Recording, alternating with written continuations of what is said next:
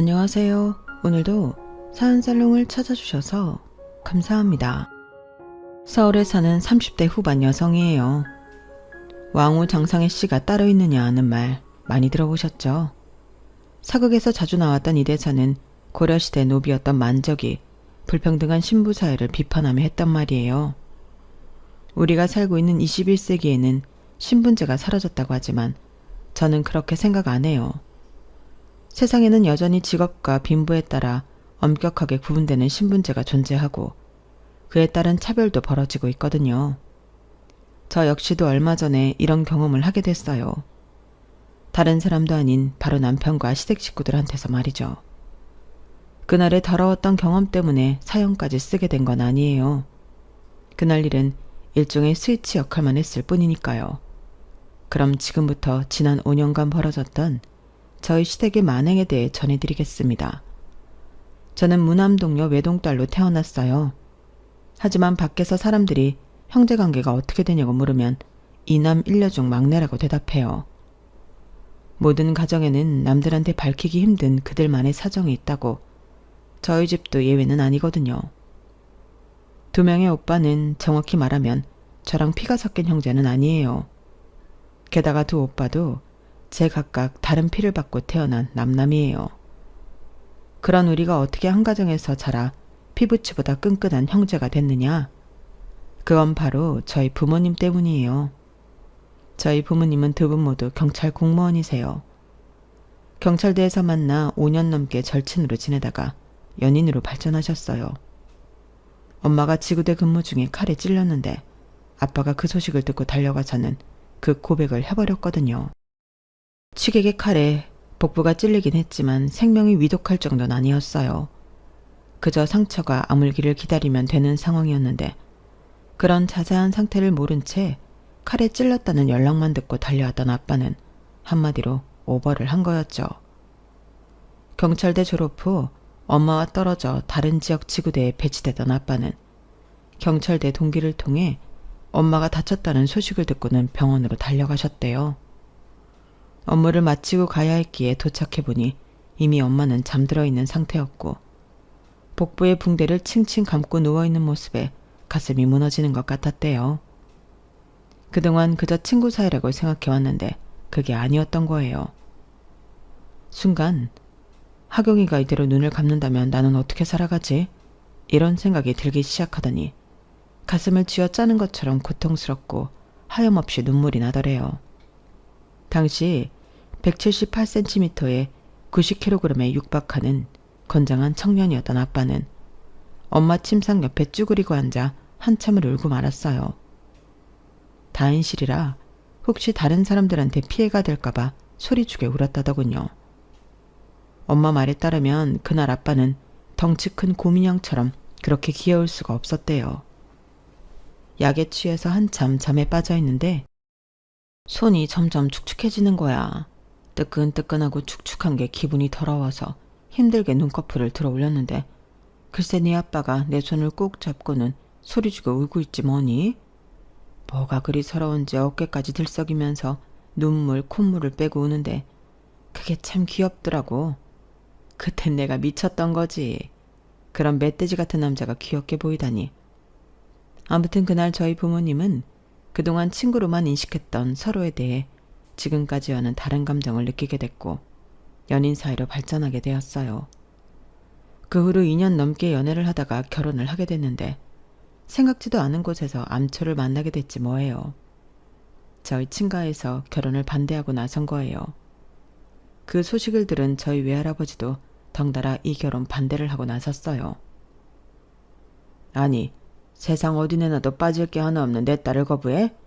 그러는 그 집 자식은 뭐가 잘나서? 들어보니 경찰대 다닐 때 성적도 우리 혜정이가 더 좋았다던데 도대체 반대하는 이유가 뭐야? 암튼 내 딸 자식 싫다는 사람들한테 금쪽 같은 내 딸을 줄 생각은 없어. 그러니까 이 결혼은 없던 걸로 하라고.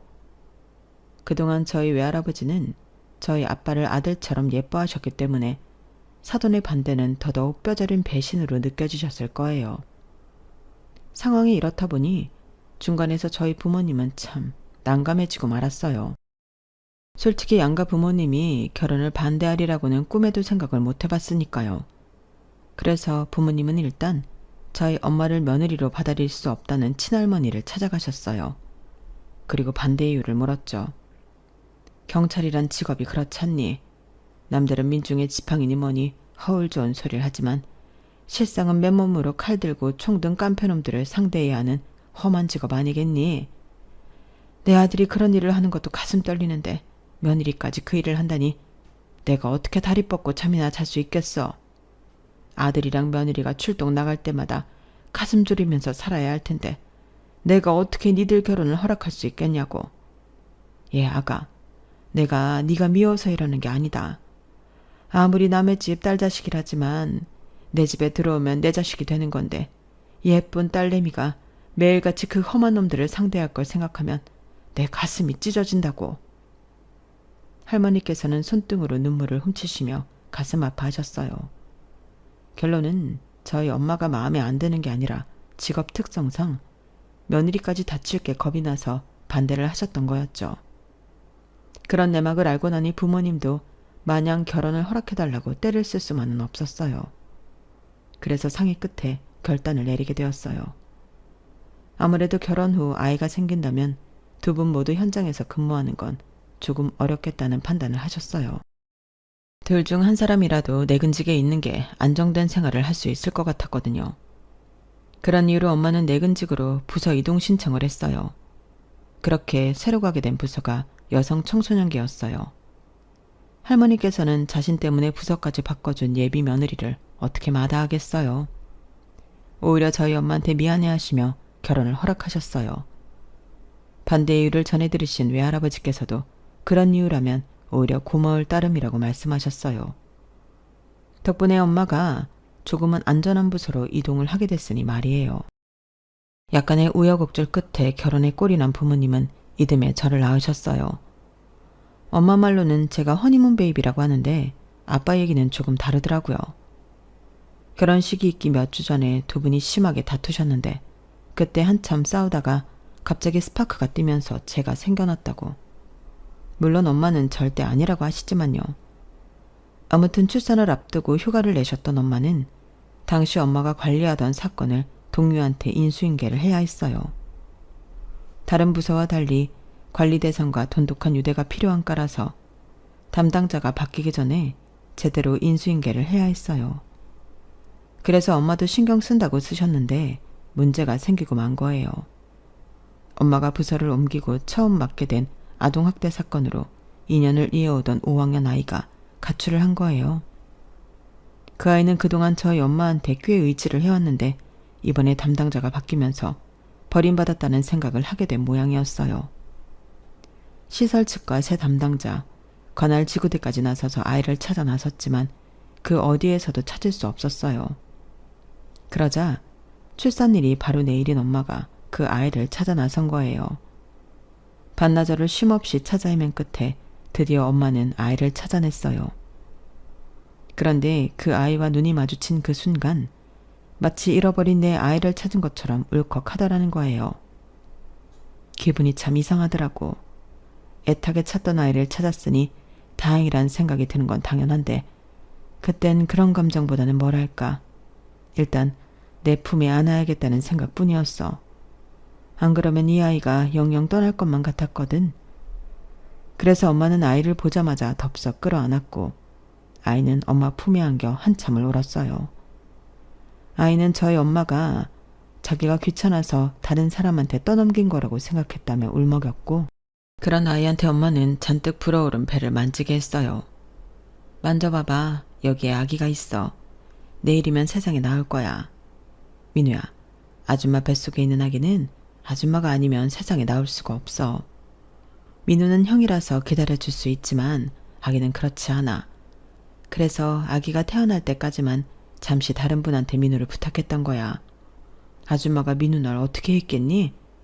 널 잊을 수 있으면 너 없어졌다는 소리 듣자마자 이렇게 달려왔겠니?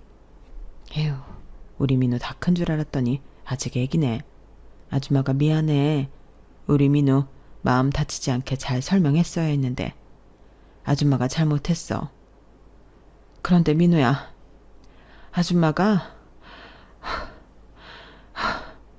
아줌마가, 아기가 나올 것 같아. 아이를 끌어안고 눈물의 재회를 하던 엄마는 순간 배가 땡기는 느낌이 들었고 상황은 급박하게 변해버렸어요. 숨을 몰아쉰 채 반쯤 정신이 나가 엄마를 대신해 아이는 119에 전화를 했고 그 덕분에 엄마는 근처 병원으로 이송될 수 있었어요. 엄마가 분만실에 들어가 있는 동안 복도에서 엄마의 순산을 기원했던 건 아빠도 외할머니 외할아버지도 아닌 12살 어린 아이였어요. 이 아이가 바로 저희 큰오빠예요. 큰오빠는 제가 태어나던 해 겨울 시설에서 나와 저희 집으로 거처를 옮겼어요. 처음에는 부모님이 입양을 하려고 하셨는데 오빠 친부모와 얽힌 복잡한 사정이 있어서 그러지는 못했어요. 작은 오빠와 가족이 된 건 그 후 3년 뒤였어요. 갓난 아기 때 시설에 버려진 작은 오빠는 3번의 입양과 3번의 파양으로 마음의 상처가 깊은 아이였어요. 그러다 보니 학교 생활에 적응하지 못하고 비행을 저지르기 일쑤였어요. 결석을 밥 먹듯 하고 질이 안 좋은 애들이랑 몰려다니며 싸움질을 하고 물건을 훔치고 돈을 뺏고 그러다 저희 엄마랑 만나게 된 거였죠. 처음엔 마음을 열지 않았어요. 마음만 열지 않은 게 아니라 폭력적이고 적대적이었어요. 큰오빠랑 엄마가 서로를 믿고 의지하는 사이라면 작은오빠는 싸우다 정이 든 사이라고 하는 게 맞을 거예요. 처음엔 눈만 마주쳐도 으르렁댔지만 서로 진심을 확인한 후에는 세상 누구보다 죽이 잘 맞는 사이가 됐어요. 둘째 오빠 역시도 입양은 하지 않았어요. 오빠가 원치 않았거든요. 아무래도 파양에 대한 트라우마가 있어서 그랬던 것 같더라고요. 둘째 오빠가 집에 들어와 살기 시작하면서 두 오빠가 한방을 쓰게 됐어요. 워낙 두 오빠가 성격이 상반돼서 부모님도 처음엔 걱정을 많이 하셨어요. 자신을 학대했던 부모 때문에 폭력에 두려움을 느끼던 큰오빠와는 정반대로 둘째 오빠는 자신을 버린 부모와 자신을 파양한 양부모에 대한 분노를 폭력으로 표출하는 사람이었거든요. 혹시라도 둘째 오빠가 큰오빠를 때리면 어쩌나 걱정했는데 이게 웬걸? 의외로 두 사람이 합을 정말 잘 이루는 거예요. 한참 사이면 싸움도 많이 할 법한데도 둘째 오빠가 큰오빠한테 대들거나 함부로 구는 법이 없었어요. 제가 가족을 인지할 수 있는 나이 때부터 우리 가족은 5식구였어요. 두 오빠가 어떤 사정으로 우리 가족이 됐는지 알지 못한 채 이남 일녀 중 막내로 살게 된 거였죠. 저와는 나이 차이가 많았던 오빠들은 제게는 부모님과 다를 바 없었어요. 아빠가 직업 특성상 집에 들어오지 못하는 날이 많아서 오빠들이 늘 든든한 가장 노릇을 해왔거든요. 벽에 못질을 하거나 무거운 짐을 들거나 고장난 가전제품이나 가구를 고치는 것도 모두 두 오빠의 몫이었어요. 거기다 제 학교 공부도 두 오빠가 도맡아 챙겨주었어요. 운동회나 발표회 때도 바쁜 부모님 대신 늘 두 오빠가 자리해 주었는데 솔직히 부모님이 오시는 것보다 오빠들이 와주는 게 더 좋았어요. 왜냐하면 친구들이 다들 저를 부러워했거든요. 오빠들이 키도 크고 잘생겨서 그런 것도 있고 부모님과 달리 오빠들은 저를 공주처럼 대접해 주었거든요. 해달라는 건 뭐든 해주고 갖고 싶다는 것도 뭐든 사주는 오빠들이었으니까요. 그래서 저는 오빠들이 제 친형제가 아니라는 건 꿈에도 알지 못했어요. 그 사실을 알게 된 건 고등학교 1학년 때였어요. 뭐 때문이었는지 기억은 안 나는데 가족관계 증명서를 발급받아야 하는 일이 있었어요. 그런데 거기에 두 오빠 이름이 없더라고요. 엄마, 큰오빠랑 작은오빠는 왜 가족관계 증명서에 이름이 없어? 지금껏 오빠들의 상황에 대해 제대로 설명해 주지 않으셨던 엄마는 그제야 생각난 듯 당황하셨어요. 그리고는 가능한 한 제가 충격을 덜 받도록 순화해서 얘기해 주셨어요. 하지만 그런 엄마의 노력에도 불구하고 저한테는 엄청난 충격이었어요. 그런 일을 당하고도 지금처럼 멋지게 자라준 오빠들이 대단하게 느껴지면서도 자꾸 울컥해지는 건 어쩔 수 없더라고요. 서로 가슴에 상처를 안고 있던 두 오빠는 서로 상반된 성격임에도 저희 집에 온 이후로 단 한 번도 싸운 적이 없을 정도로 우애가 좋았어요. 둘 다 가정의 소중함을 누구보다 잘 알기에 그걸 깨고 싶지 않았던 모양이에요. 신기한 건 공부하는 담을 쌓고 살았던 둘째 오빠가 큰오빠랑 같이 지내면서 평생 안 하던 공부를 시작했다는 거예요.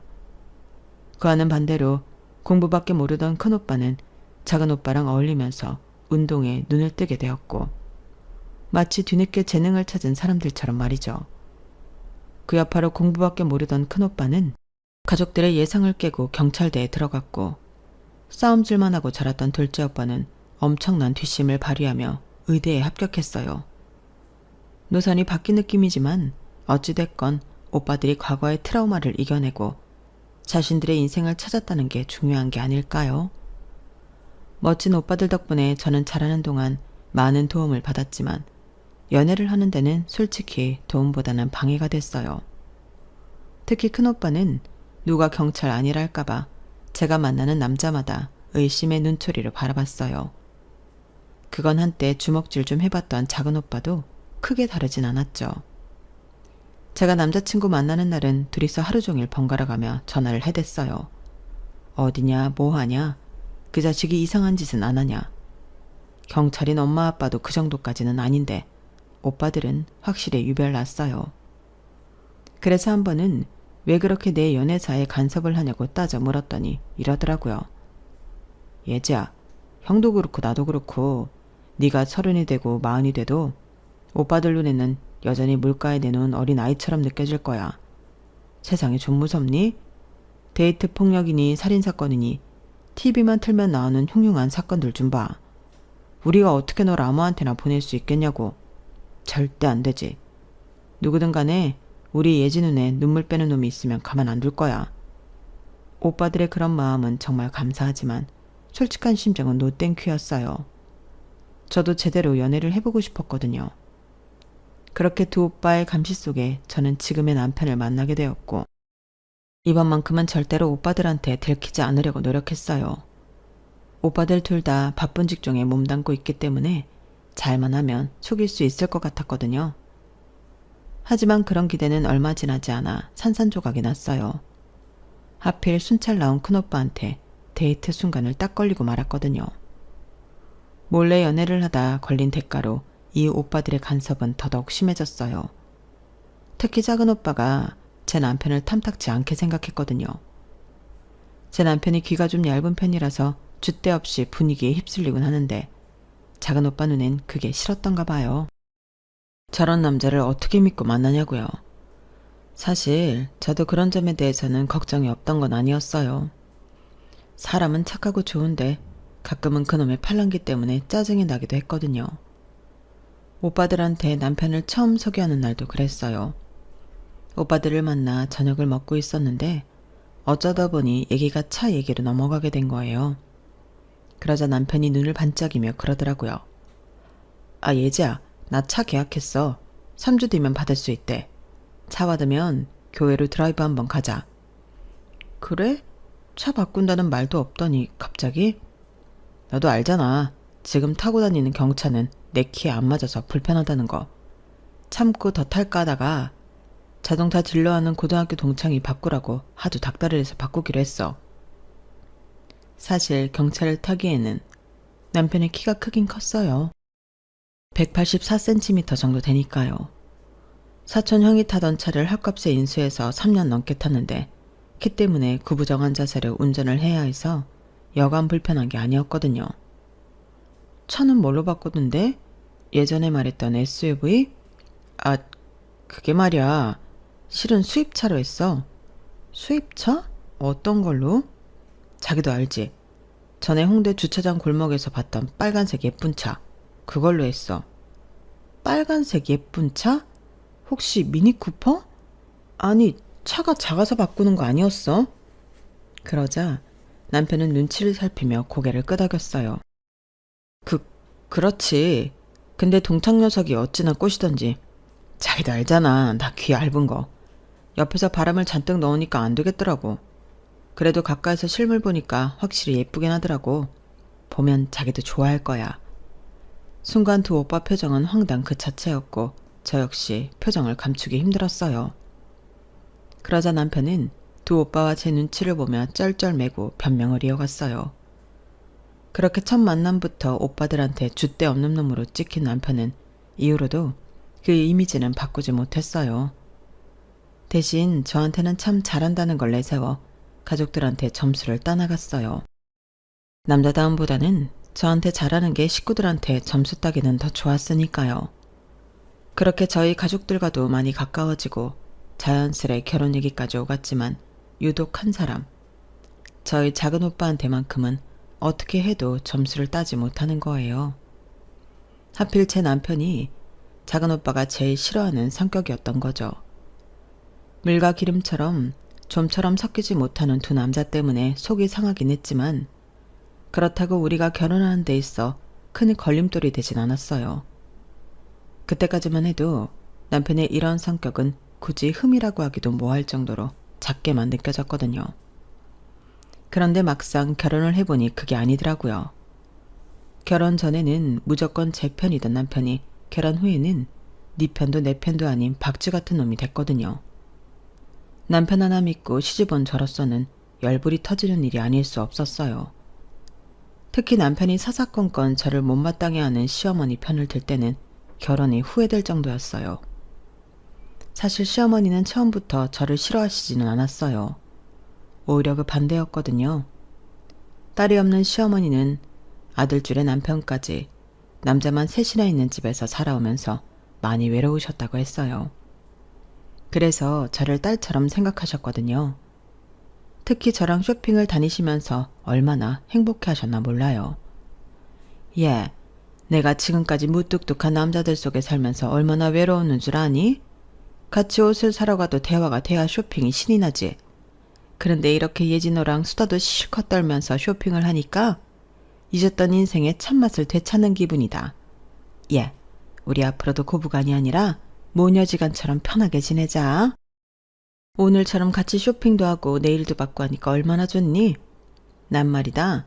니들 결혼식도 건너뛰고 바로 내 며느리로 들어왔으면 좋겠다 얘.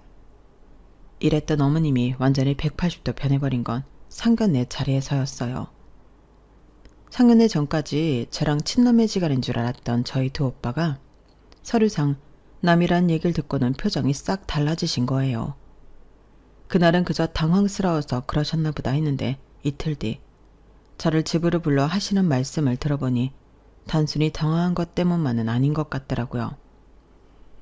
아니 솔직히 나는 좀 당황스럽구나. 내가 꼭 네 오빠가 의사라서 이 결혼을 찬성한 건 아니지만 그래도 피 한 방울 안 섞인 남이라고 하니까 사기당한 기분이 드는 건 어쩔 수 없어. 내심 집안에 의사랑 변호사 하나쯤은 있으면 좋겠다 생각해서 이 혼사를 반겼던 게 사실이거든. 근데 이건 뭐 생반남이라니. 이래서야 이 결혼을 진행할 이유가 없잖아. 말로는 의사 오빠 때문에 결혼을 찬성한 게 아니라고 하면서도 가만 들어보면 그게 찬성 이유인 게 확실한 것 같았어요. 그날 어머님은 1시간이 넘도록 저를 앞에 앉혀두고 땅이 꺼져라 한숨을 쉬고 했던 말을 반복하면서 짜증을 내셨어요. 어머님의 짜증을 고스란히 받고 있자니 문득 그런 생각이 들더라고요. 그렇게 의사 변호사가 탐이 났으면 자기 자식들을 공부시켜 만들 것이지 왜 남의 집 자식들로 욕심을 채우려 하나 하고 말이에요. 처음부터 삐끗 어긋난 결혼은 시간이 지날수록 그 틈을 벌려놓기만 했어요. 어머님은 어느 순간부터 완전히 돌변해서는 저를 그렇게 못 잡아먹어 안달이셨어요. 언제는 딸이 생긴 것 같아 좋으시다더니 이제는 대놓고 말을 바꾸시더라고요. 예, 넌 내가 편하지? 어떻게 된 게 시어머니 앞에서 목 늘어난 티셔츠 바람으로 있을 수가 있니? 니네 친정에선 가정교육도 안 시키니? 시어머니를 친구 대하듯 함부로 굴라고 그러더냐고. 어머님 오해세요. 아무렴 제가 어머님을 친구 대하듯 하겠어요. 그리고 이 티셔츠는 원래 디자인이 이런 거예요. 빈티지 스타일이거든요. 그랬더니 버럭 소리를 치시더라고요.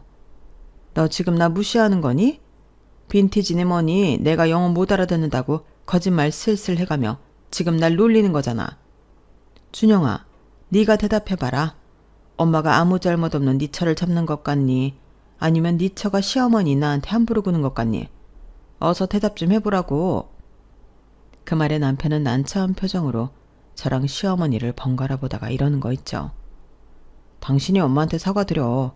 아무리 그래도 어르신인데 이겨먹을 생각을 하면 안 되지. 남편의 말에 저는 심장이 쿵 내려앉는 기분이었어요. 아니, 내가 뭘 잘못했다고 사과를 해야 해요? 딱 봐도 어머님이 말도 안 되는 걸로 트집을 잡고 있는 건데 어떻게 나한테 사과하란 말을 할 수가 있느냐고요. 어이없어서 남편을 흘겨봤더니 이놈의 인간이 글쎄 지네 엄마 뒤로 쏙 숨지 뭐예요. 그때 알아봤어요. 대수롭지 않을 것 같았던 남편의 성격이 결국에 내 결혼 생활의 최대 변수가 될 수 있다는 걸요. 이후로도 어머님은 수시로 저희 집에 찾아와 사람 속을 뒤집어 놓으셨고 그럴 때마다 남편은 갈팡질팡하며 부부간의 갈등에 불만 더 지펴놨어요. 그러다 시동생이 결혼을 하면서 저는 조금 숨통이 트이게 됐어요. 이 집안의 유일한 며느리였을 땐 좋은 것도 나쁜 것도 온전히 혼자 받아내야 했지만 동서가 들어온 이후로는 어머님의 관심에서 벗어날 수 있었거든요. 게다가 동서의 직업은 어머님이 그토록 바라던 변호사여서 예전에 저한테 해주셨던 것과는 비교가 안 될 정도로 물리적으로 심적으로 동서한테 잘해주셨거든요. 개모임에 나가서 친구들 앞에 둘째 며느리 자랑하며 으스대고 오신 일들부터 시비가 붙었을 때 변호사 며느리 덕분에 손해보지 않고 일을 정리했던 것까지 마치 영웅담을 쏟아내듯 온 가족 앞에서 동서 자랑을 하셨어요. 그러면서 은근히 저한테 꼽을 주셨죠. 사람이란 착오로 각자 쓰임을 가지고 세상에 태어나는 법인데 큰애 너는 도통 그 쓰임이 뭔지 모르겠구나. 살림을 잘하기라니 그렇다고 사회적으로 성공을 하기랬니. 그도 아니면 손주라도 낳아서 시부모한테 기쁨을 주기를 하니.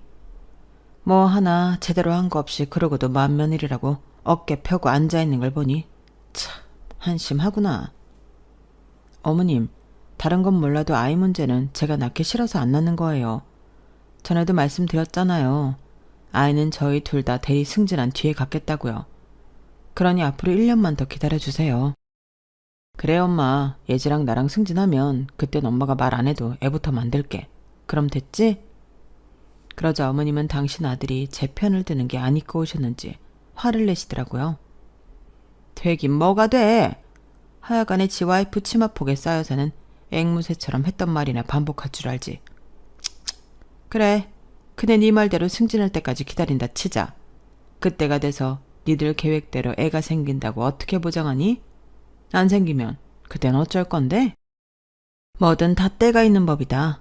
그러니 괜히 잔머리 굴리지 말고 순리에 맞게 물 흘러가듯이 살아. 지금 니들이 버리면 애 하나 못 키울 것도 없잖아.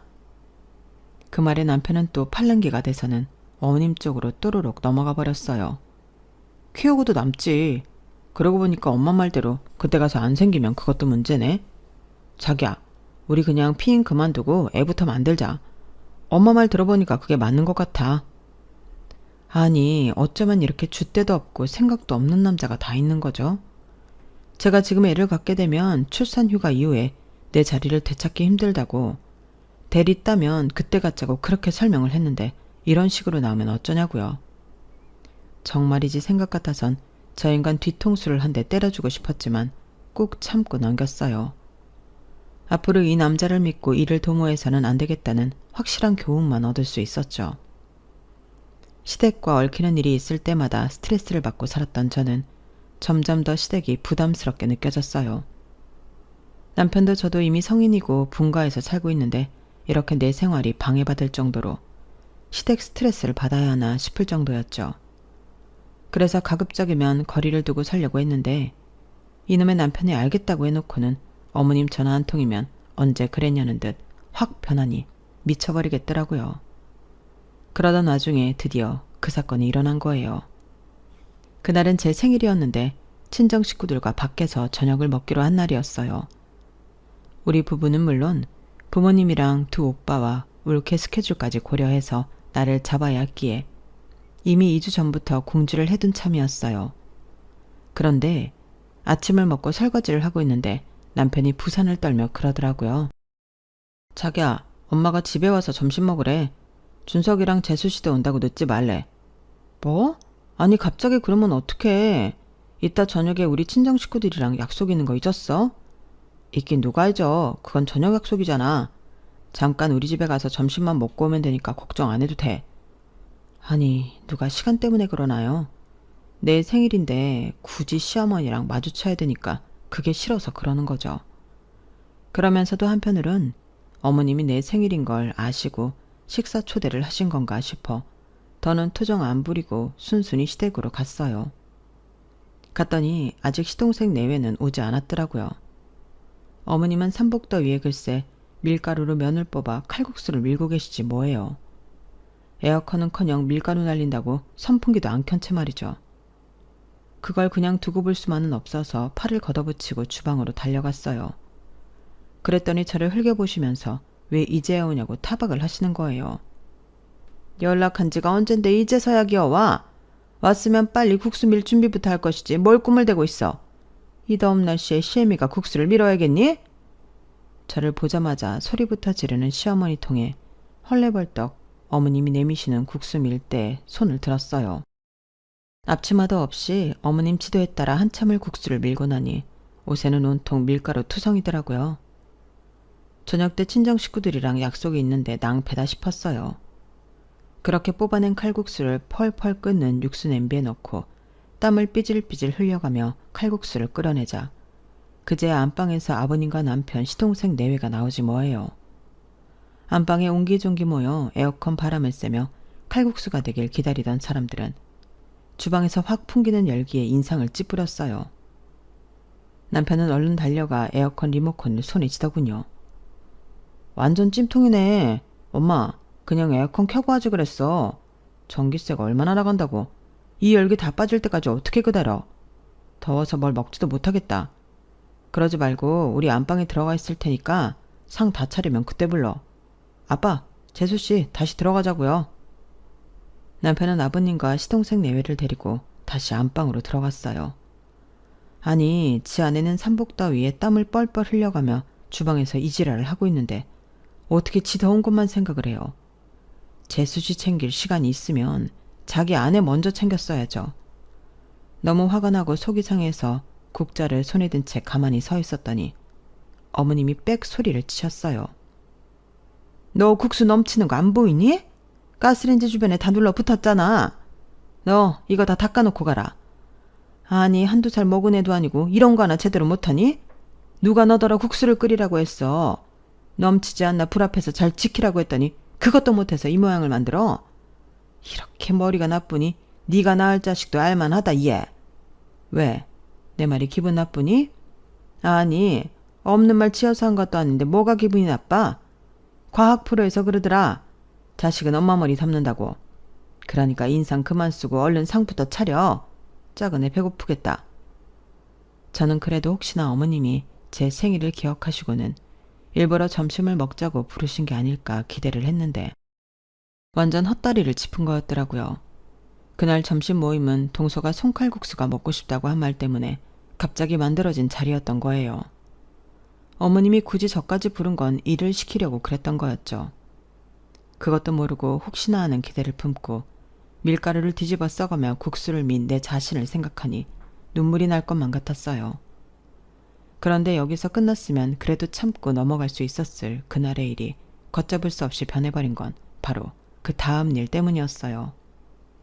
식탁에 수저를 놓고 국수 대접까지 다 놓고 나니까 그제야 안방에서 아버님과 남편, 시동생 내외가 나왔어요. 그 사이 에어컨 바람에 더위가 가셔서 그런지 다들 국수 먹을 생각에만 들떠있더군요. 그렇게 식탁 의자에 하나씩 자리를 잡고 앉았는데 제가 마지막으로 제 국수를 떠서 식탁으로 갔더니 제가 앉을 빈 의자가 없는 거예요. 그런데도 이놈의 인간들은 아무 일 없다는 듯이 맛있게 국수를 퍼먹고 있는 거 있죠. 당황한 저는 국수 대접을 손에 든 채 어머니께 의자가 하나 모자라다고 말씀드렸어요. 그랬더니 아, 그거 다리가 덜컹거리길래 술이 맡겼다. 의자가 없으면 그냥 서서 먹어. 그게 뭐 그리 대수라고 그러니? 그러자 동서가 이제야 상황을 파악하고는 그러더라고요. 어머, 죄송해요 형님. 형님한테 의자가 없는 것도 모르고 먼저 국수부터 먹었네요. 제가 일어날 테니까 형님이 여기 앉으세요. 그러자 어머님이 극구 말리시며 제게 그러시는 거예요. 예, 네가 뭐 대단한 사람이라고 변호사씩이나 되는 잘난 내 둘째 며느리를 일으켜 세우고 그 자리에 앉으려더니 넌 그냥 서서 먹어도 되는 거 아니니? 그랬더니 지금까지 대접에 코를 쳐박고 칼국수를 퍼먹고 있던 남편놈이 덩달아 그러는 거예요. 그래, 자기가 그냥 서서 먹어. 자기는 다리도 튼튼하잖아. 남편의 그 한마디에 지금까지 참아왔던 제 인내심이 한계에 다다랐어요. 이놈의 집구석 인간들은 물론 남편 새끼는 도저히 용서가 안 되겠구나 하고 말이죠. 그래서 손에 들고 있던 칼국수 대접을 그대로 남편 머리에 들이부었어요. 야, 너는 입보다는 머리로 처먹는 게 낫겠다. 네 머리에 영양분을 좀 줘야 대가리가 좀 돌아갈 것 같거든. 어쩜 그렇게 생각이란 게 없어? 네 주둥이에 들어간 것만 생각하지 말고 상황 파악은 해가면서 말을 하란 말이야. 아, 뜨거. 너 미쳤어? 그래, 미쳤다. 머저리 같은 너랑 양심도 없는 네 엄마 때문에 내가 아주 미쳐버렸다고. 뜨거워. 이깟게 뜨겁냐고. 난 니들 입에 들어갈 국수 밀고 끓이느라 속에서 아주 천불이 나고 있는데 고작 이 국물이 뜨겁다는 소리가 나오니? 내가 진작에 작은 오빠 말을 들었어야 했는데 너 같은 걸 남편이라고 감쌌던 내가 미친년이다. 그래, 지난 3년 내가 널 선택한 죄로 벌받았다고 칠 테니까 이제 그만하자. 내 몫에 국수까지 다 처먹고 너 그냥 이 집에서 영영 살아. 난 더 이상 너랑은 못 살겠으니까. 어머님, 아버님, 저요, 이 인간 반품할래요. 아무짝에도 쓸모가 없어서 데리고 살기에 내 인생이 너무 아깝거든요. 그리고 어머님, 제가 마지막으로 한 말씀만 드릴게요. 앞으로 동서한테든 누구한테든 절대 딸 같은 며느리 하자는 말은 하지 마세요. 세상에 어떤 엄마가 자기 딸한테 이렇게 가혹하게 대합니까? 어머님이 딸이 없어서 모르시는 모양인데 딸한테 이런 식으로 대했다가는 아동학대죄로 잡혀갑니다. 어머님은 그동안 딸 없이 아들밖에 없어서 외롭게 사셨다고 하는데 그거 아니에요. 어머님은요, 심보가 고약하고 성질이 못돼 처먹어서 주변에 사람이 없었던 거라고요.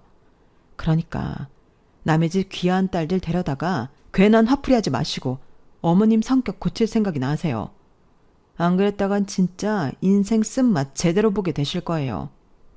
참 동서, 앞으로는 착한 척 할 거면 타이밍을 좀 잘 잡도록 해. 국수를 거의 다 처먹고 나서야 자리 바꿔주겠다고 일어나면 내가 동서를 어떻게 생각하겠어? 아, 윤현이 아주 쇼를 하는구나. 이러지 않겠냐고. 그리고 앞으로는 네가 먹고 싶은 건 네 손으로 해먹어. 변호사 시계나 내서 칼국수 하나 못 믿는 건 아니지?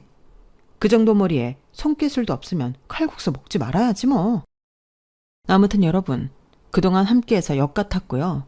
앞으로 절대 다시 마주치지 맙시다. 저는 그렇게 가방을 챙겨 시댁을 나왔어요. 온몸은 땀과 밀가루로 범벅이 됐지만 기분은 상쾌하더라고요. 그날 밤 남편은 당장 자기 부모한테 사과하라고 길길이 날뛰었고 저는 둘째 오빠 여자친구한테 전화를 했어요. 전화를 받은 언니는 20분도 안 돼서 저희 집에 도착했더라고요. 둘째 오빠와 같은 시설에서 자란 언니는 한때 방황을 하며 싸움질도 하고 나쁜 짓도 하고 살았지만 저희 오빠가 정신을 차리고 공부하는 걸 보고는 뒤늦게 공부를 시작해 변호사가 된 사람이에요. 현재는 모 로펌에서 이혼 전문 변호사로 활약 중이고요. 성격이 워낙 시원시원하고 말에 거침이 없어서 변호사 배지를 보여주지 않으면 그냥 동네 일진으로 보일 그런 타입이에요. 그래서 심약한 제 남편이 두려워하는 사람이기도 하죠. 언니는 저희 부부를 앉혀두고 이혼 상담을 해주었어요. 결혼기간 내내 제게 정신적 스트레스와 인격 모독을 일삼은 시어머니의 행동과 이를 방관하고 오히려 어머님과 함께 저를 힘들게 만들었던 남편의 행동은 이혼 사유에 해당한다는 게 결론이었어요. 그러니 합의 이혼을 할지 소송으로 갈지 결정을 하라고요. 남편은 절대 이혼은 안 된다고 난리쳤지만 그건 남편이 결정한 일은 아닌 거였죠. 그렇게 저는 이혼을 선택했고 남편은 동서를 자기 측 변호사로 세워 소송전으로 가겠다고 했어요. 하지만 얼마 뒤 동서가 돌연 발을 빼면서 남편은 합의 이혼을 해주겠다고 연락했더라고요. 저는 또 저희 쪽 로펌이 이혼 소송으로 만만치 않은 곳이라서 소송을 포기한 건가 했는데 알고 보니 그간 시동생이 바람을 피워온 게 걸려서 그 부부야말로 이혼 위기라 그런 거더라고요. 이렇게 3년간의 결혼 생활은 끝이 났고 저는 다시 친정에 들어가 살고 있어요. 집에 돌아온 뒤에 한 가지 깨달은 게 있어요.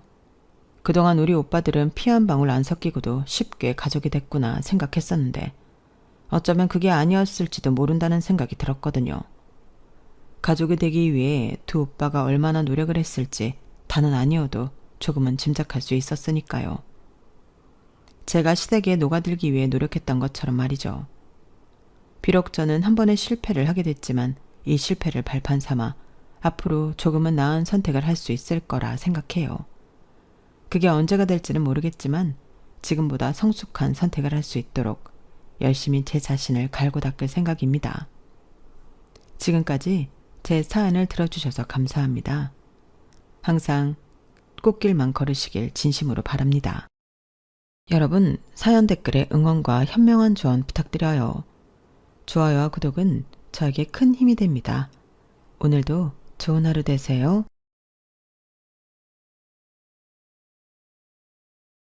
안녕하세요. 오늘도 사연 살롱을 찾아주셔서 감사합니다. 저는 서울에 사는 30대 여성입니다. 어제 저는 이루어질 수 없는 사랑을 주제로 하는 드라마 한 편을 봤는데요. 16화짜리 드라마를 이틀에 걸쳐 몰아서 봤어요. 손도 눈도 도무지 멈출 수가 없더라고요. 정말 가슴이 저릴 정도로 슬펐어요. 무슨 내용이었냐고요? 왕실의 공주인 여자와 평민이자 농부인 남자의 이루어질 수 없는 사랑 이야기였어요. 두 사람은 첫눈에 반해 사랑하다가 서로의 신분 차이를 이기지 못하고 헤어지게 되는데요. 결국 성사병으로 여자는 시름시름 앓다가 스스로 목숨을 끊어요. 정말 너무 비극적이죠? 마지막 화를 보고 얼마나 울었는지요. 그래도 에필로그에서 그 두 사람 환생을 해 다시 만나요. 21세기에 다시 만나 연인이 되죠. 그 두 사람 신분 차이는 극복하지 못했지만 시공간을 넘어 다시 만난 거예요. 얼마나 아름답나요? 그 중에서도 저는 사랑 앞에서 무능해질 수밖에 없는 두 사람의 모습이 안타깝고 그럼에도 불구하고 사랑하는 마음을 굽히지 않은 두 사람이 아름답게 느껴졌어요. 참 숭고하게 느껴졌죠. 그러니 세상이 감동해 21세기에 다시 인연으로 만나게 된 거 아니겠어요? 그리고 이런 생각도 들었어요. 과연 사랑은 어디까지 가능할까? 어디까지를 사랑이라고 부를 수 있을까? 어떤 것은 사랑이고 어떤 것은 추태고 그 경계는 누가 결정할 수 있지? 이런 생각 많이 해요. 어렵지 않나요? 물론 제가 이 드라마를 처음 본 건 아니었거든요. 처음 봤을 땐 이런 생각을 하지 않았어요. 정말 사랑이란 숭고하구나. 사랑은 모든 것을 뛰어넘을 수 있는 어떤 것이구나 하고 말았죠. 하지만 지금은 달라요. 저에게 그 사건이 일어난 뒤로 제가 생각하는 사랑이 많이 달라졌거든요. 지금 저는 사랑이 초월적이라고 생각하지 않아요. 사랑에는 정도가 그리고 품위가 있다고 생각하죠. 그러니 사랑은 신중해야 해요. 그래야 한다고 생각해요. 그러니 신분의 한계에 부딪혀 사경을 헤매는 그 두 사람이 한편으론 다르게 보이더라고요. 안타깝긴 하지만 어쩔 수 없다고요. 그때는 신분제도가 말 그대로 제도였잖아요. 그러니 사랑한다고 한들 어쩔 수 있나요? 그 두 사람이 사랑을 이어가기 위해서는 공주가 신분을 포기해야 하는데 그게 가능해서 그렇게 했어도 이후에 행복했을까요? 전 잘 모르겠어요. 아닌 사랑은 어쨌거나 아닌 거예요. 그렇게 생각하니 저에게 일어난 그 사건도 간단하게 정리되더라고요. 그래서 저는 올해의 입추는 그렇게 추웠죠. 그 정도로 어마어마하게 추운 봄을 그 두 사람에게 선물해 주었어요. 그리고 지금 저는 그 두 사람과 다르게 따뜻한 봄을 기다리고 있고요. 제 이야기가 궁금하신가요? 이제 차근차근 알려드릴게요. 저는 서울의 한 공무원 부부의 자녀로 태어나 평범하게 자랐어요. 위로는 언니가 있고요. 아래로는 남동생이 있어요. 저희 집은 정말 말 그대로 평범했어요. 평범이라는 단어의 뜻이 뛰어나거나 색다른 점이 없이 보통이다 라는 뜻이잖아요. 저희 집은 평범하다는 단어로 설명하기 충분했어요. 그래서 친구들이 간혹 우리 엄마는 이렇다, 우리 아빠는 이렇다 자랑을 하거나 하소연을 하는데 저는 도통 할 말이 없더라고요. 저희 집은 유달리 화목하지도 유달리 불우하지도 않았으니까요. 그래서 그런지 저는 그 나이에 맞는 옷을 입고 그 나이에 가질 관심사를 갖고 그 나이에 맞는 고민을 했어요. 왜 독특하거나 특색 있지 않아서 선생님들이 잘 기억하지 못하는 학생들이 있잖아요. 그게 바로 저였어요. 그런 애가 있었나 싶을 만큼 존재감도 없었고 하지만 달리 위축되거나 그러지도 않았죠. 저는 사춘기도 평범하게 지나갔어요. 뭐 다들 하는 거 있잖아요.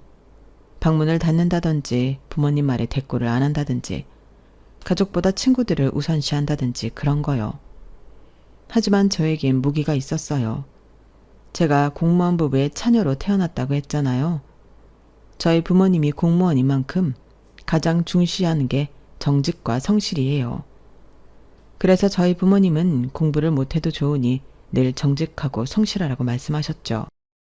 저희 아버지는 남동생이 성적이 크게 떨어진 것보다 500원짜리 껌을 도둑질한 것을 더 혼내셨어요. 남동생이 도둑질을 한 적은 그때가 처음이고 그것도 친구들 따라서 한 거였어요. 게다가 남동생만 다시 편의점을 찾아가 사과하며 물건값을 냈죠. 하지만 아버지는 도둑질을 했다는 것에 놀라고 화가 나셔서 정말 많이 남동생을 혼냈어요. 엉덩이를 맞았는데 피멍이 들었었죠. 그 밖에도 저희 부모님은 정직과 성실을 가르치기 위해 많이 노력하셨어요. 그래서 저희 부모님에게 가장 큰 죄악은 거짓말이었죠. 그래서 저희 삼남매는 들키지 않았을지 모르지만 거짓말을 한 적이 없어요. 언니는 성인이 되어서 잠깐 흡연을 했는데 그것도 자진 고백했죠. 저도 성인이 되어 친구들과 1박 2일 여행을 갈 때마다 부모님께 이야기를 했어요. 물론 처음엔 안 좋아하셨지만요. 그런 성실함이 대학교에서 큰 빛을 발휘했어요.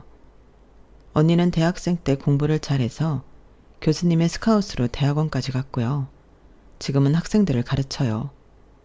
저도 대학교에서 좋은 성적을 유지해 23살에 대학교를 졸업하기도 전에 은행에 취직했어요. 그리고 제 남동생은요, 화학과를 나왔는데 성실하게 공부한 끝에 여수에서 연구원으로 있어요. 저희 삼남매는 평범함 속에서 정직과 성실을 유지해 부지런하게 자신의 일을 한 결과 좋은 자리에 좋은 일꾼이 되었죠. 저희 부모님은 그런 저희 삼남매를 자랑스러워하세요. 물론 그 이유는 좀 다르지만요. 언니는 평범한 교수로, 저는 평범한 은행원으로, 남동생은 평범한 연구원으로 일하고 있으니까요. 언니나 남동생은 어떻게 생각할지 모르겠어요. 하지만 저는 솔직히 평범함에서 벗어날 줄 알았어요. 은행에 취직한 이후 동기생들보다 빠르게 승진해 좋은 위치에서 많은 걸 누릴지도 모른다고 생각했죠. 하지만 평범함의 굴레는 생각보다 빡빡하더라고요. 저는 동기생들과 비슷하게 승진해 동기생들과 비슷한 성과를 내는 은행원이었어요.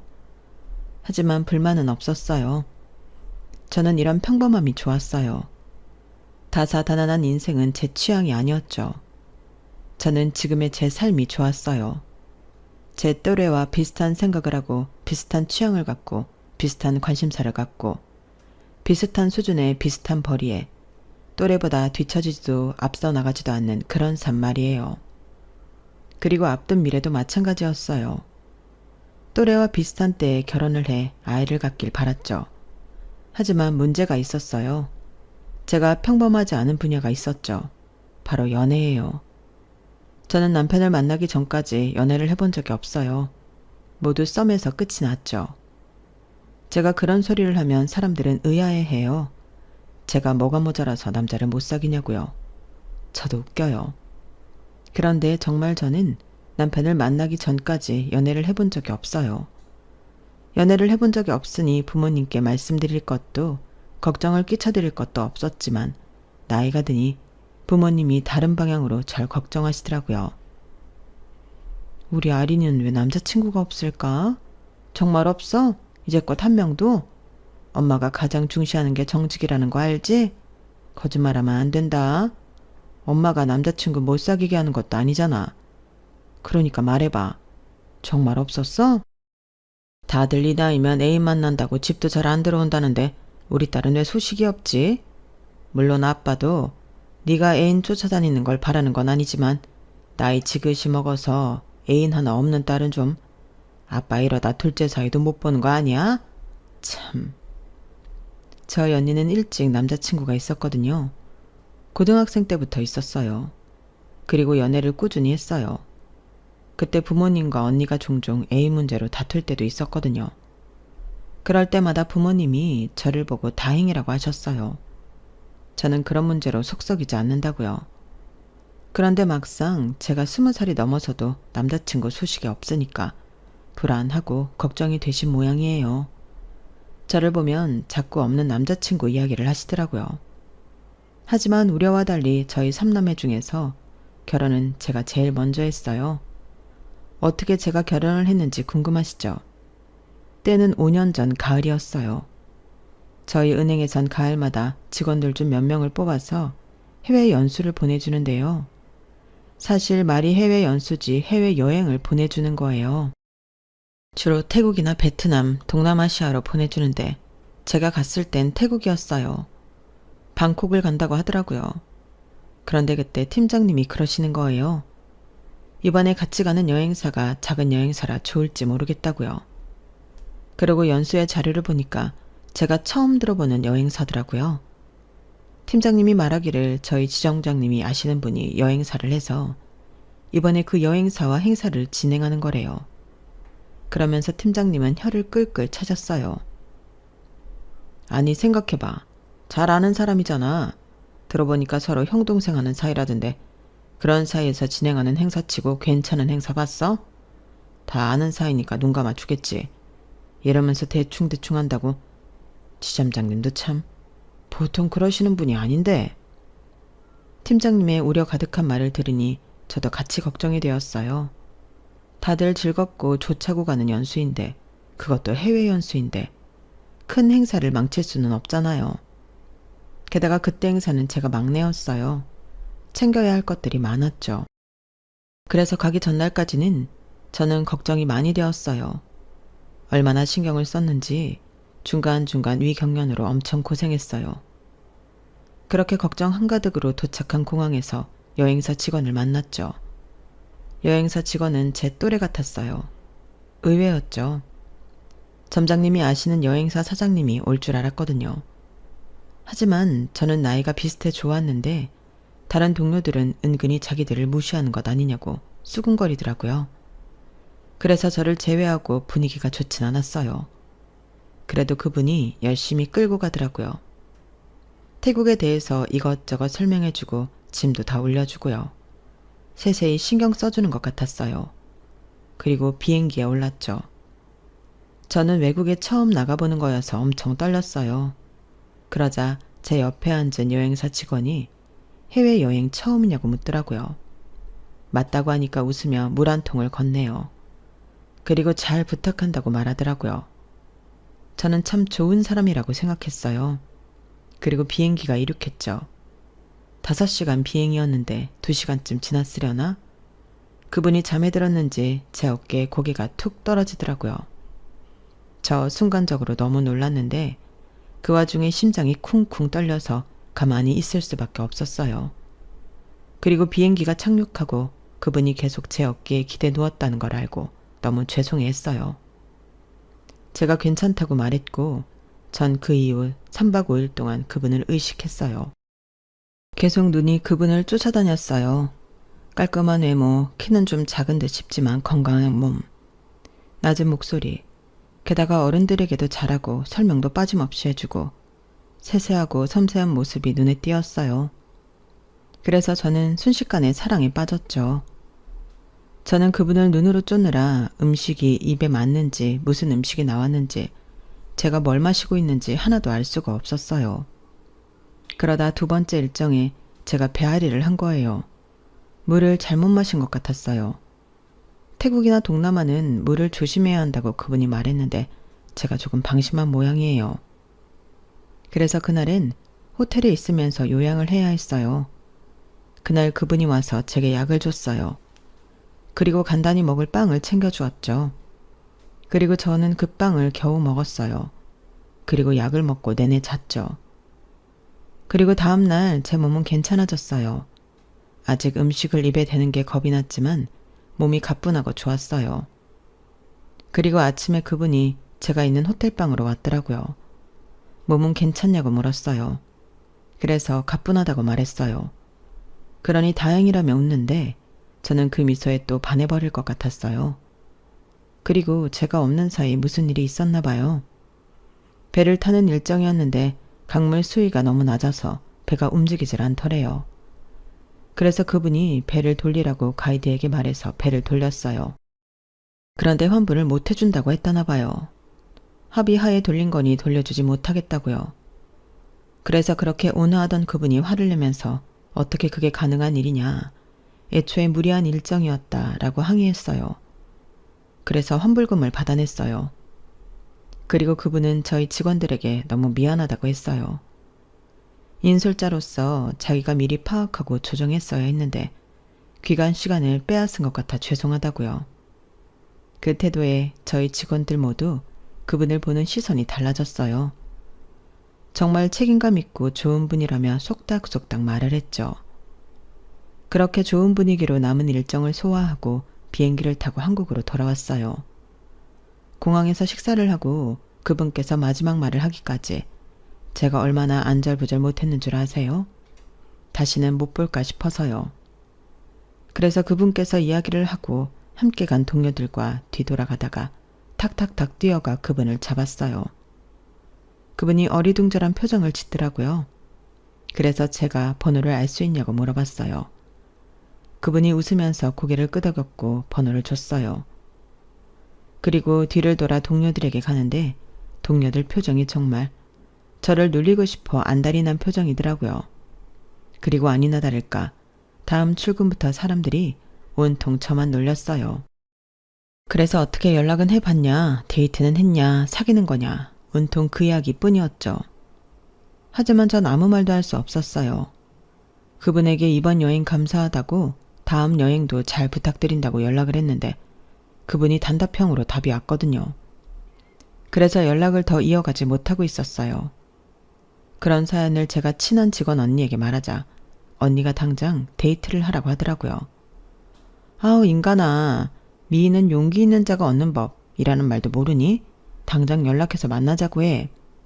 네가 어물쩡거리는 이 시간에도 그 사람한테 연락해서 어떻게든 데이트하려는 사람이 있다니까. 너무 안일하게 대하는 거 아니야? 그러다 뺏기는 거야 이 사람아. 그러니까 지금 당장 연락해서 오늘 당장 만나. 저는 그 말에 용기를 얻었어요. 그래서 연락을 했고 만나자고 데이트를 하자는 말도 했어요. 그러니 그분이 그 주 주말에 만나자는 거예요. 그래서 저희는 데이트를 하게 되었어요. 대낮에 하는 데이트는 어찌나 좋던지 저는 너무 기분이 좋아서 내내 해실해실 거렸어요. 그리고 저는 그분에 대해서 정말 많은 것들을 알았죠. 저희는 그때 정말 많은 대화를 했거든요. 일단 그분이 저희 행사를 진행한 여행사 사장 아들이라는 것을 알았죠. 얼떨결에요. 그분이 사장님을 아빠라고 그랬거든요. 그리고 여행사에서 일을 하게 된 건 원래는 장사를 했어요. 장사를 했는데 사고가 나서 2달 병원에 입원을 했대요. 얼마나 큰 사고였냐면요. 지금처럼 걷는 게 기적적인 일이래요. 그만큼 많이 다쳐서 그 이후 사고 후유증이 생겨서 매달 병원을 가야 했어요. 그래서 평범하게 회사를 다닐 수는 없을 것 같아 아버지 회사에 다니게 되었어요. 아버지 여행사는 가족 회사예요. 사장인 아버지 밑으로 큰아버지, 작은아버지가 계시고 그리고 그분이 그 밑에 그분의 동생과 사촌동생이 있어요. 제가 가족 회사라 힘들지 않냐고 물으니까 가족이 더하다고 힘들다고 하더라고요. 그리고 제 이야기를 묻길래 저는 평범해서 별로 할 이야기가 없다고 했어요.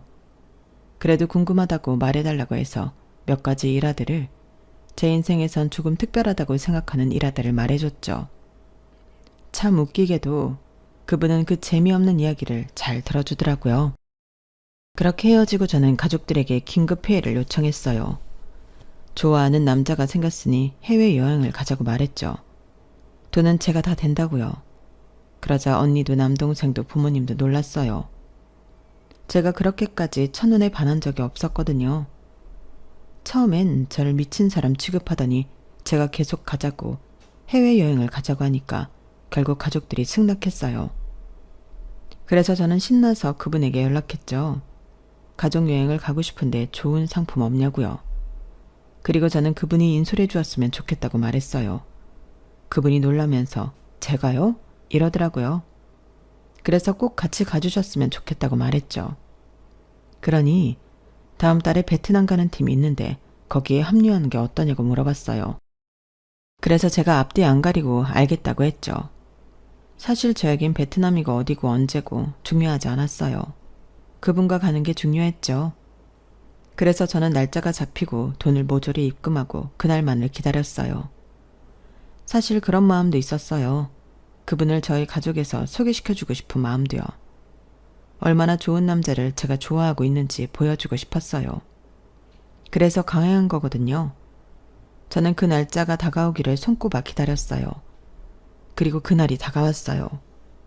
저희 가족은 여행으로 들뜨고 전 그분을 만날 생각에 들떴죠. 그분은 역시나 유창한 설명으로 저희 가족에게 좋은 인상을 심어주었고 3박 5일 동안 안전하고 즐거운 여행이 되도록 최선을 다하는 모습을 보여주어 저희 가족의 마음을 샀죠. 숙소에서도 저희끼리 있을 때도 가족들은 그분을 칭찬했어요. 저는 너무 뿌듯했어요. 그 순간엔 지금 당장이라도 고백을 하고 싶은 심정이었죠. 하지만 그 마음을 참고 참아 마지막 날 공항에서 헤어지고 그분을 불러 고백했어요. 그리고 그분은 연락하겠다고 했어요. 저는 내내 연락을 기다렸죠. 딱 닷새 만에 연락이 오더군요. 알겠다고요. 그렇게 저희는 연인이 되었어요.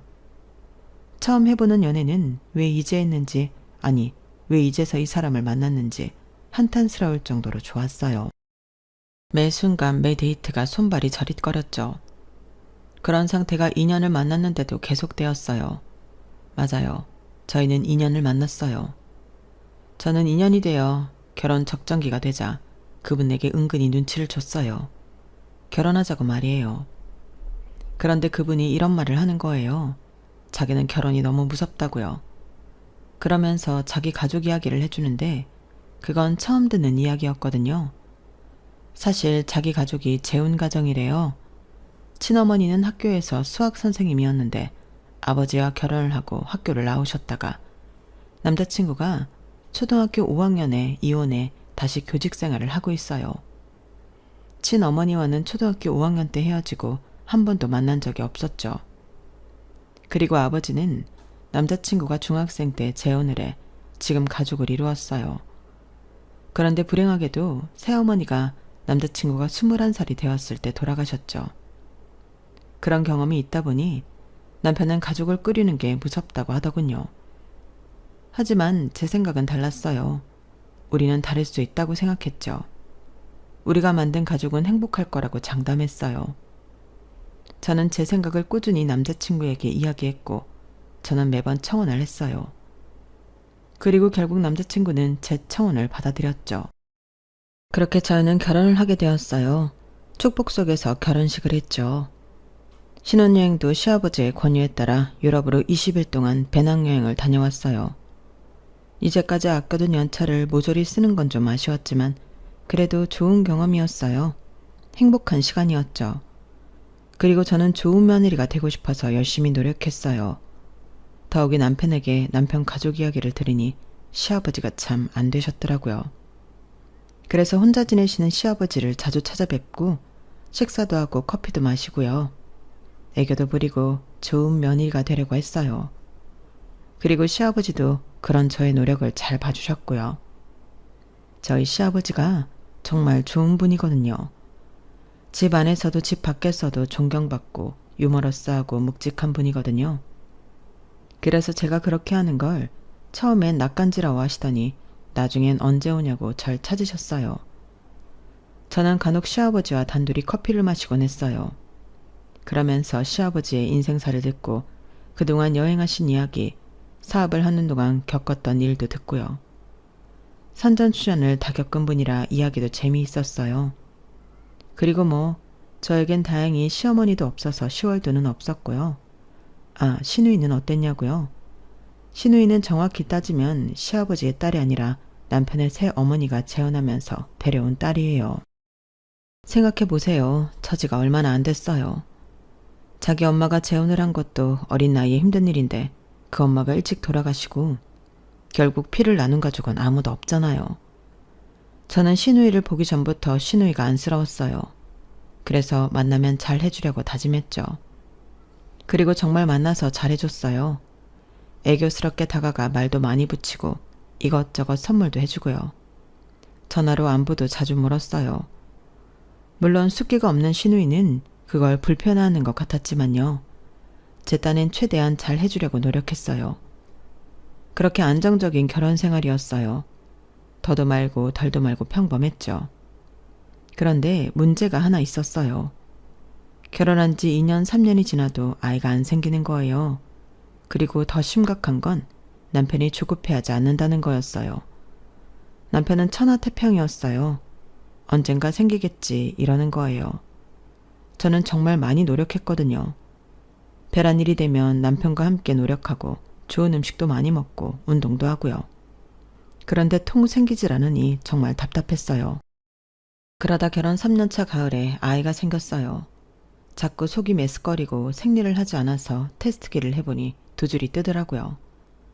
3번을 했는데 3번 다 두 줄이 떴어요. 너무 기쁜 마음에 남편에게 바로 전화를 했죠. 그런데 남편 반응이 뜨뜻미지근하더라고요. 그러더니 돌아와서 저에게 막 화를 내요. 정말 기가 막혀서 조신한 줄 알았더니 어떻게 이럴 수가 있어. 내가 아버지 얼굴 보기 쪽팔려서 진짜. 뭐? 임신? 내가 무정자증인데 어떻게 네가 임신을 해? 나 무정자증이야. 불임이라고. 제가 털썩 자리에 주저앉았어요. 그러자 저를 보고 임신이 확실하냐고 요새 테스트기도 분량이 많다고 산부인과에 다녀오라는 거예요. 그런데 저는 충격을 받아서 도무지 자리에서 일어날 수가 없었어요. 제가 다시 남편에게 물었어요. 정말 무정자증이라고 당신이? 그런데 어떻게 지금까지 나한테 한마디도 안 할 수 있어? 이게 맞는 거야? 어떻게 그래? 그러니 남편이 다시 화를 냈어요. 그래, 나 무정자증이야. 아이 못 갖는다고. 그런데 뭐? 임신? 대체 밖에서 무슨 짓을 하고 돌아다니는 거야?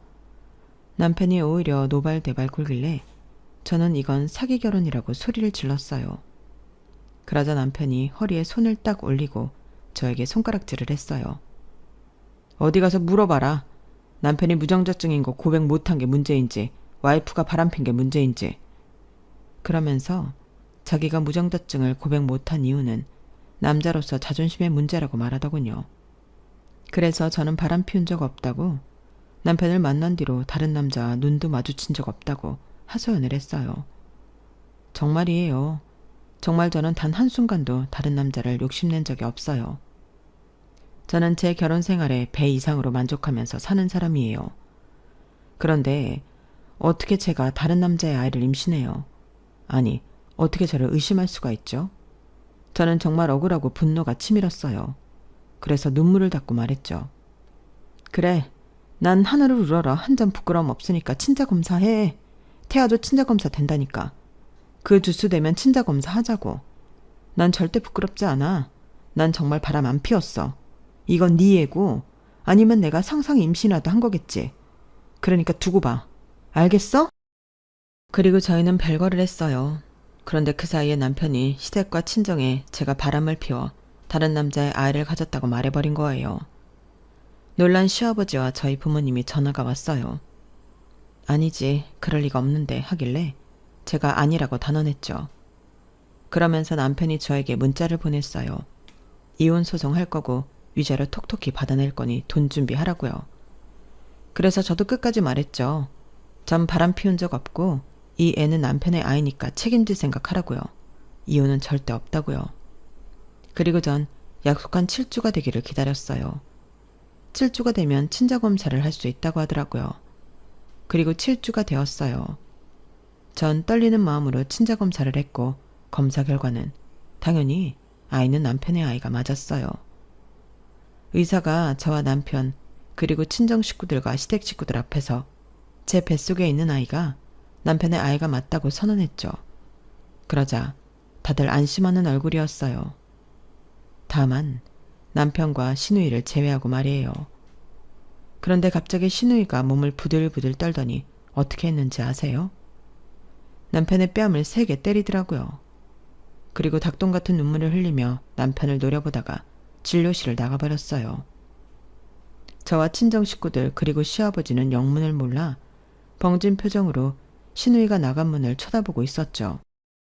그리고 남편은 시누이에게 맞은 뺨을 어루만지더니 그럴 리가 없다고, 검사 결과가 잘못된 거라고 의사를 돌팔이 취급하더라고요. 그러더니 진료실을 나갔어요. 남은 저희는 당황스러워서 그 자리에 멈춰 있었어요. 그런데 의사가 저에게 차트를 내밀었어요. 임산부님, 보셔야 할 게 있어요. 착잡한 얼굴로 의사가 차트를 보여줬어요. 하지만 차트만 보고는 이게 뭔지 알 수 없었어요. 그래서 제가 이게 뭐냐고 의사에게 물었어요. 의사는 착잡하게 말했죠. 보이는 그대로 남편이 15년 전 20살 때 정관 수술을 했다고 했어요. 그래서 제가 남편이 무정자증이라고 고백한 사실을 털어놓았죠. 그러자 의사가 고개를 갸우뚱하더니 무정자증은 아닐 거라고, 정관 수술을 한 거라고 했어요. 그러면서 제 뱃속의 아이는 1만 분의 1이 확률로 생긴 거라고 말했죠. 기적적인 아이라고요. 저는 정말 충격을 받았어요. 저뿐만 아니라 그 이야기를 들은 온 가족이 충격에 휩싸였죠. 그러면서 언니가 화를 냈어요. 그럼 너를 속인 거잖아. 자기가 스스로 정관 수술을 한 거면서 무정자증이라고. 남자의 자존심 때문에 말을 못했다고? 웃겨서. 그런 주제에 어떻게 네가 바람을 폈다는 말도 안 되는 이야기를 할 수 있어? 어떻게 그런 모욕을 줄 수 있냐고. 너 당장 이혼해. 위자료는 우리가, 네가 받아야 하는 거라고. 그러면서 언니는 아이도 지우라는 말을 했어요. 그런 자식의 아이는 필요 없다고요. 그래서 그 말을 듣고 저는 하염없이 울었어요. 언니의 말이 틀린 것 하나 없지만 정말 아이를 지우고 싶지 않았어요. 저는 몰랐는데 제가 아이를 그토록 원했나 봐요. 아이를 지키고 싶더라고요. 제 가족도 지키고 싶고요. 그래서 낙태 수술을 예약하지 않고 모두 각자의 집으로 갔어요. 그런데 집에 남편이 없더라고요. 한참을 기다리다가 남편 회사로 갔어요. 아니나 다를까 남편이 회사에서 술을 마시고 있더라고요. 소주를 4병이나 마신 상태였어요. 남편의 주량을 훨씬 넘겼죠. 저는 제 뱃속의 아이가 남편의 아이라는 게 그토록 충격적인 건가 싶어서 좀 상처받았어요. 그리고 제가 남편에게 다가가자 남편은 저를 올려다보더니 눈물을 흘려요. 한참을 아무 말이 없다가 몇 번 더 소주를 입에 털어 넣었어요. 그리고 입을 열더라고요. 그런데 뭐라고 하는 줄 아세요? 아이 지우면 안 될까? 그렇게 말하면서 우는 거예요. 저는 남편의 그 말에 좌절할 것도 같았지만 일단 물었어요. 왜 아이를 지우길 바라는지, 그 어린 나이에 정관수술은 왜 한 건지. 그러자 남편은 한숨을 푹푹 쉬더니 자기 이야기를 하기 시작했어요. 남편이 재혼 가정인 건 전에 말씀드렸죠. 남편은 사실 시아버지가 재혼을 하는 게 무척 두려웠대요. 시아버지는 예쁜 여동생도 생기는 일이라며 남편을 달래주었지만 여동생이 생기는 것도 남편은 원하지 않았죠. 차라리 시아버지가 평생 혼자 살길 바랐어요. 새 어머니라는 게 그렇잖아요. 계모라고 하죠. 남편은 자기에게 펼쳐질 미래가 좀 두려웠어요. 계모에게 괴롭힘을 당하는 자신의 모습이 걱정되었죠. 전혀 행복하지 않을 것 같았어요. 남편은 시아버지를 원망했어요. 친어머니랑 살 때 집은 냉랭했어요. 두 분이 차라리 싸우기라도 하는 날엔 좀 사람 사는 집 같았죠. 하지만 나머지 날엔 차갑고 살얼음 판이었어요. 남편은 집에서 늘 등골이 오싹했죠. 그래서 이혼을 한다고 해서 다행이다 싶었어요. 차라리 잘 되었다 싶었죠. 그런데 또 결혼이라뇨. 남편은 시아버지를 이해할 수 없었어요. 한 번의 실패는 또 다른 실패를 낳을 뿐이라고. 남편은 시아버지는 결혼에 적합한 인물이 아니라고 생각했죠. 왜냐하면 사업에만 집중하는 사람이라 집안일엔 거의 신경을 안 쓰는 사람이거든요. 하지만 어린애 생각을 읽을 수 있는 시아버지도 아니었고 읽었다고 하더라도 본인 의지를 꺾으실 분이 아니에요. 그리고 애초에 남편도 싫다고 재혼하지 말라고 말하는 성격도 아니고요. 그래서 시아버지는 괜찮겠구나 생각하고 재혼을 하셨어요. 그때 남편의 나이가 15, 시누이의 나이가 12살이었어요. 한 패밀리 레스토랑에서 처음 만났어요. 남편은 거기서 본의 아니게 싫은 티를 많이 냈어요. 밥도 제대로 안 먹고 물어도 단답식으로 대꾸하고요. 그래서 분위기가 좋지 않았어요. 하지만 그럼에도 시아버지는 결혼을 밀어붙였죠. 결혼식은 하지 않았고 언젠가부터 시아버지 집으로 새어머니가 짐을 옮겨 시누이를 데려와 살았어요. 시누이는 남편의 맞은편 방이었죠.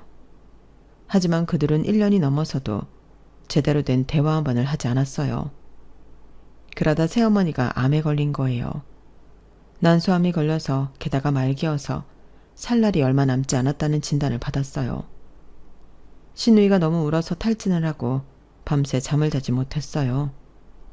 그때 남편은 시누이가 안쓰러웠고 잘해주고 싶은 마음이 들었어요. 시누이가 탈진할 정도로 울고 밥을 제대로 먹지 못하는 건 홀로 남겨질 두려움 때문이라는 걸 남편도 모르지 않았으니까요.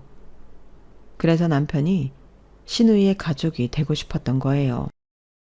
그래서 밥돈을 같이 먹고 챙겨주고 교복도 다려주고 숙제도 도와주고 정말 오빠가 되기 위해 노력했어요.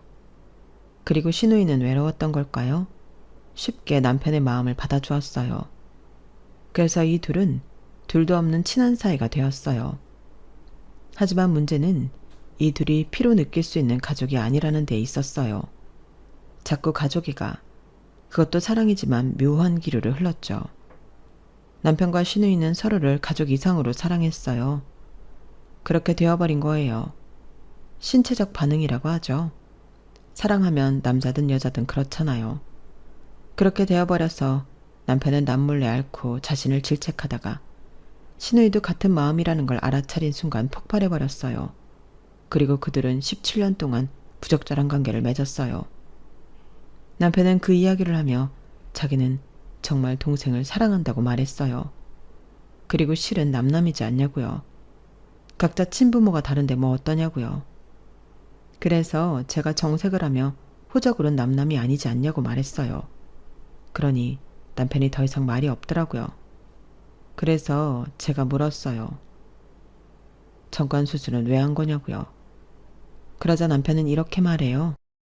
나 아이가 생기면 그 아이가 나를 죽인대.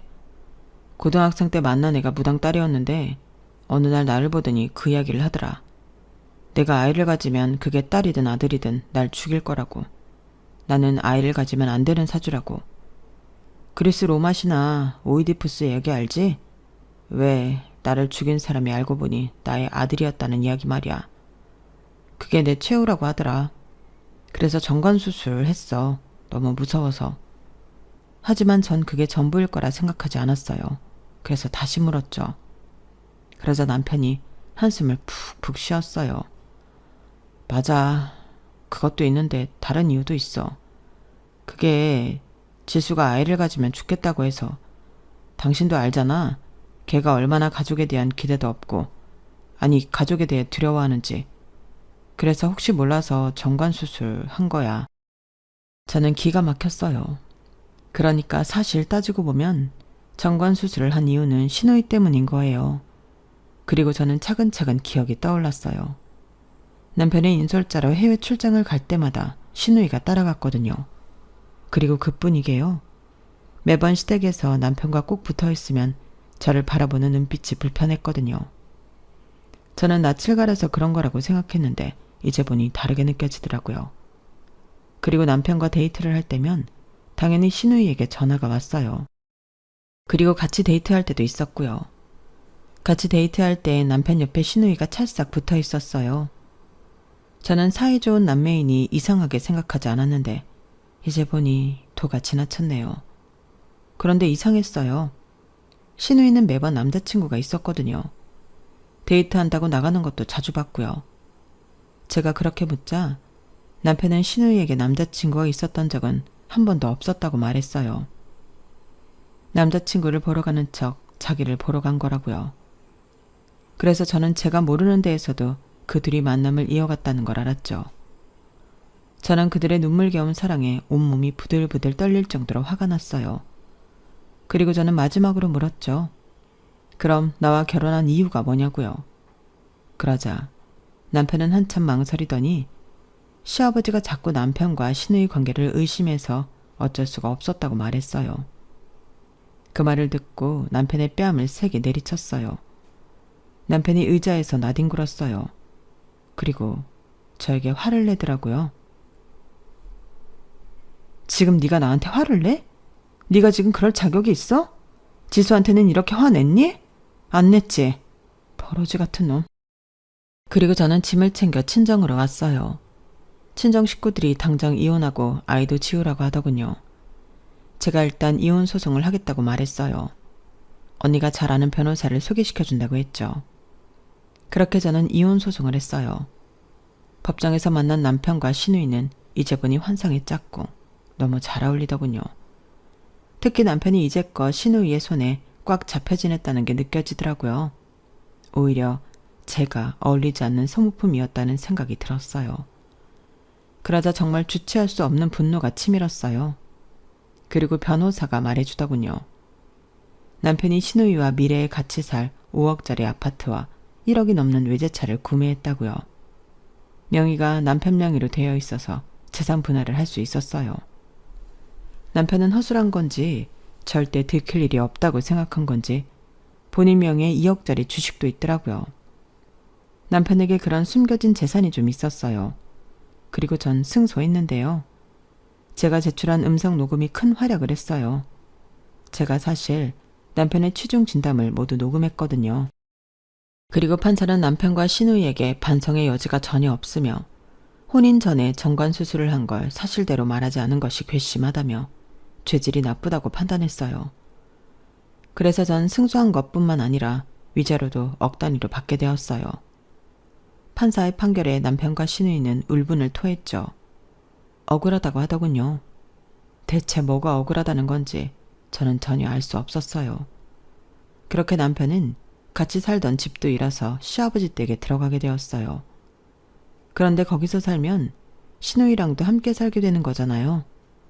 그게 시아버지도 영 아니다 싶었는지 신우이에게 시아버지 회사 일을 그만두라고 하고 멀리 지방으로 시아버지가 아시는 분의 회사로 이직시켰어요. 그리고 남편을 곁에 두고두고 감시하고 있죠. 매주 선자리를 주선하고 있기도 하고요. 그런데 과연 그렇게 눈물겨운 사랑을 한 남편이 다른 사람과 결혼할 수 있을까요? 전 절대 못한다고 봐요. 저는 그들이 다시 만날 가능성이 높다고 생각해요. 그래서 차라리 다시 만나다가 시아버지에게 걸려서 시아버지가 남편을 마구 팼으면 좋겠어요. 저희 시아버지 성격이 무척 불같으시거든요. 시아버지가 화가 나서 주먹을 올리는 일이 제가 결혼을 하기 전에도 후에도 다수 있었고 저도 몇 번 봤고요. 사실 남편과 신우이의 관계를 알게 된 날엔 시댁에선 육탄전이 벌어졌어요. 경찰도 왔죠. 그래서 저는 차라리 시아버지에게 남편이 죽도록 맞았으면 싶었어요. 제가 팰 수는 없으니까요. 그리고 아이는 이혼 소송 중에 무지개 다리를 건넜어요. 자신의 처지를 알았는지 하는 생각에 가슴이 미어지도록 슬펐지만 태어난 아이에게 아빠를 소개할 자신도 없었어요. 몸을 회복한 뒤에 회사로 갔죠. 그런데 회사에서 제 소문이 파다해서 회사도 그만뒀어요. 그리고 제가 할 수 있는 게 무엇일까 생각하다가 위자료로 받은 돈의 일부를 가지고 커피와 빵을 배웠어요. 그리고 카페를 차려서 일하는 중이에요. 제가 부모님께 배운 게 정직과 성실인 만큼 정말 성실하게 카페 운영을 해서 수입도 괜찮아요. 저 혼자 떳떳하게 살 만큼요. 게다가 제가 아예 그 건물을 사버려서 더욱 남는 장사였어요. 그런데 어느 날 신우이가 저를 찾아왔어요. 살이 쭉 빠져서는 몰골이 말이 아니더군요. 저는 전 신우이에게 자몽차를 한 잔 건네고 왜 왔냐고 물었어요. 아버지한테 말 좀 해주세요. 우리 만날 수 있게 해달라고 부탁드려요. 그 말에 정말 사람은 고쳐서 쓰는 게 아니구나 싶더라고요. 그래서 제가 일어나 자몽차를 다시 가져갔어요. 가족이란 이름으로 할 수 있는 게 있고 없는 게 있어. 나보다 나이도 많으면서 그걸 모르니? 너희 관계는 이상하다고, 불건전하다고. 너도 그렇게 생각한 거잖아. 그래서 아버님한테도 들키지 않으려 한 거고. 모든 사람들에게 남자친구 있는 척 행세한 거 아니야? 당당했다면 당당하게 만났어야지. 왜?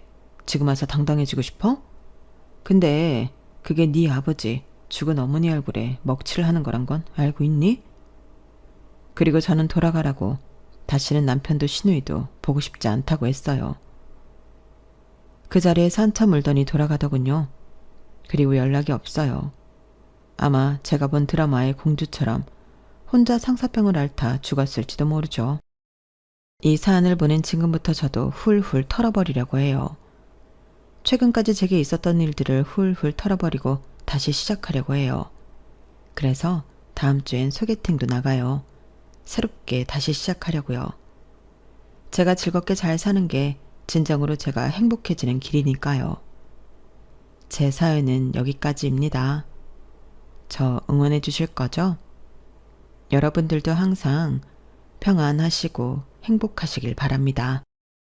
여러분, 사연 댓글에 응원과 현명한 조언 부탁드려요. 좋아요와 구독은 저에게 큰 힘이 됩니다. 오늘도 좋은 일 가득하세요.